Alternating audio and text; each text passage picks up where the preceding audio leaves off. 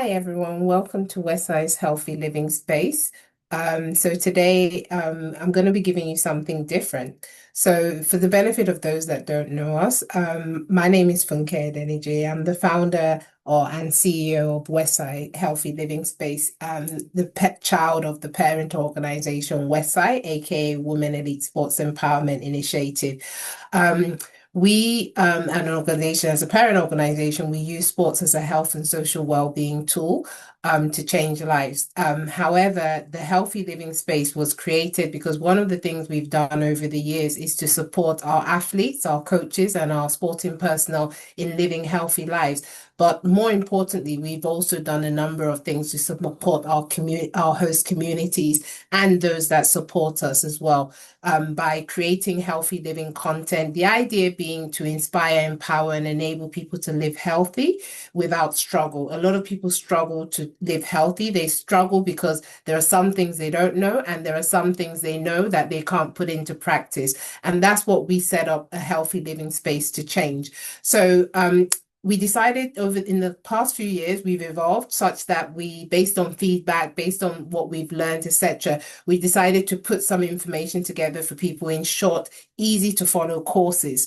The first course that we've done this year is to do with spirituality.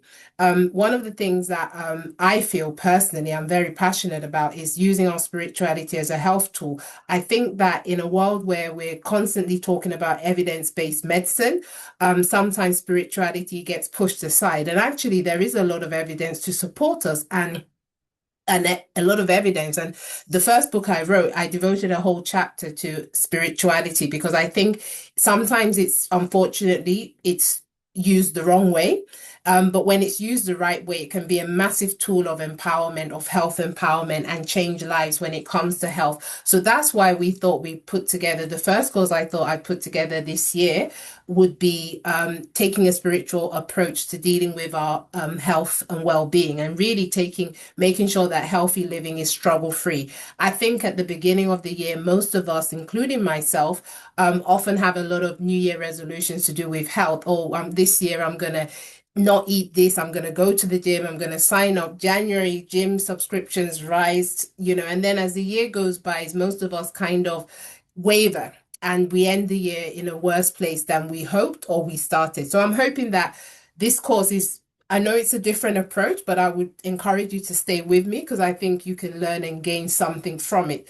So I'm going to go straight into it, and I'm going to kind of whiz through the introduction and then we'll go straight to the live session. So I'm just going to share my screen. Just bear with me one sec whilst I share my screen with you. Um, Right, you should be able to see my screen and my presentation. So let's go right into it. Just to give you a bit of background about myself, I'm a pharmacist and advanced clinical practitioner by background. Um, and I I do that part-time alongside running this organization. So in terms of spirituality, because I think it's important, a disclaimer, I'm not a pastor. I think that salvation and spirituality is a very personal journey. Myself, I came from a background where my dad was a Muslim, a practicing Muslim, and my mom was a Christian. They were both opposite in every way you can think, different tribes, different religions, etc.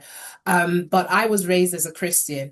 And I think over the years, I've come to appreciate my spirituality, and I don't know what I would do without, knowing God. And it's a very personal relationship. And it's important I say that because I do feel that I don't want anyone, regardless of your religion, regardless of what you believe. I do believe that if you have some form of spirituality and you believe in a supreme being, I believe what I'm about to talk about are universal concepts and they apply equally to everyone that has some form of spirituality.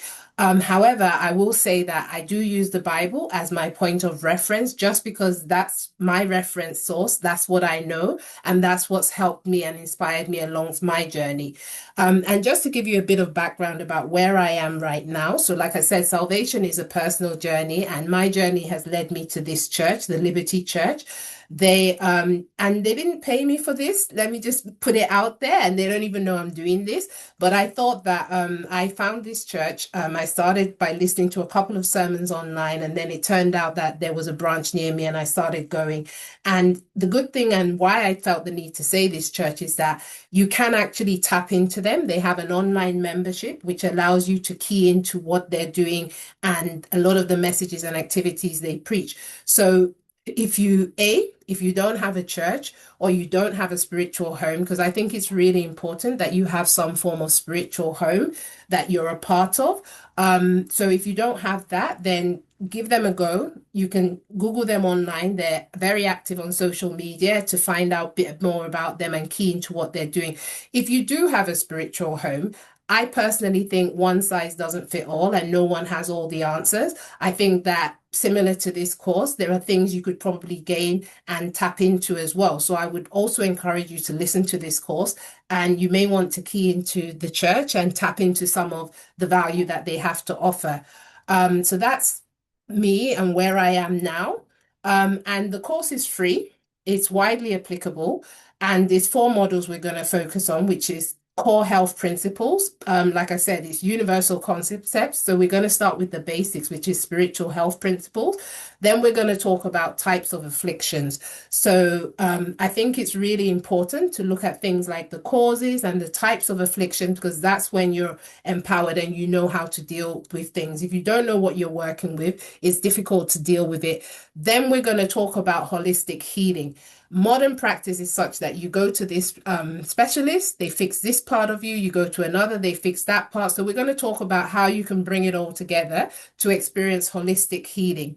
Then I think it's really important, certainly from the point of health and sexual health and reproductive health, to talk. For years, I was one of those people having an interest in that area that flew the flag for, preventing STDs, sexually transmitted diseases, HIV, all that. And I think in the last year, I've come to realize that I think the way we do it actually needs to change. I think what we need to be speaking more about and encouraging people from a young age is to have healthy relationships, because I think healthy relationships with yourself and with the opposite sex will kind of, cover all bases and more. So there's the fourth model is kind of dedicated to that. And then what I hope is that by the end of this, you'll be able to identify the root cause of any disease or ailment. There's an old Chinese proverb that says, the first 30 years of your life, you make your habits, and the next 30 years of your life, your habits make you. So if you're under 30 and you're listening to this, you've still got time. It's about trying to make sure you're creating good habits, healthy habits that will stand the test of time. And the earlier you do that and change that, the better. For those of you over 30, it's about making sure that you're cultivating new and healthy habits and you're kind of suppressing those old habits that some of us inevitably pick up along the line as we go on life's journey. And hopefully you'll be able to use various health tools more effectively. And ultimately, you'll be able to prevent yourself from getting long-term diseases or from developing complications of them if you already have one. And hopefully you'll be able to optimize your health and well-being and maximize your functionality and your productivity on a day-to-day basis.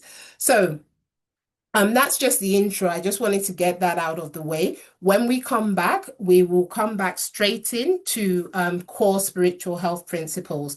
Bye for now, and I will stop sharing and end this. All right.